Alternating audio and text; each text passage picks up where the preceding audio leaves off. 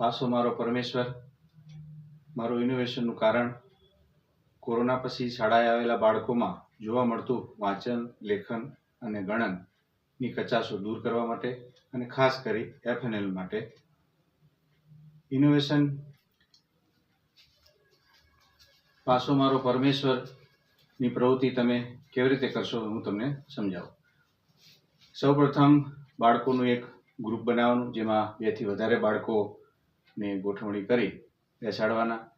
જરૂરિયાત મુજબના પાસા એને આપવાના. આપણે તે પાસા ગબડાવશે અને પાસાની ગોઠવણી કરશે.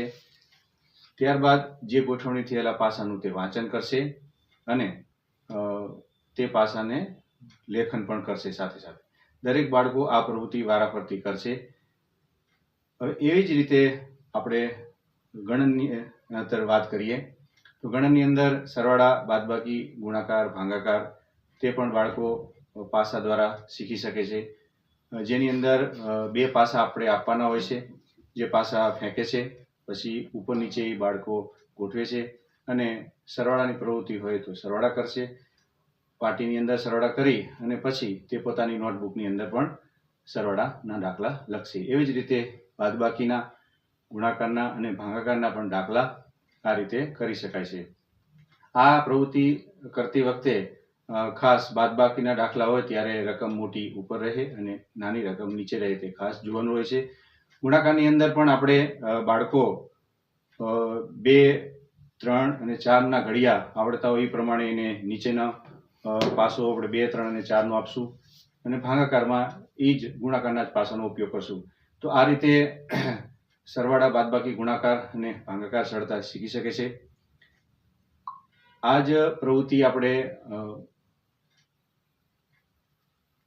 સંખ્યા જ્ઞાનમાં, સ્થાન કિંમતમાં, આગળ પાછળની સંખ્યામાં પણ આપણે કરી શકીએ છીએ.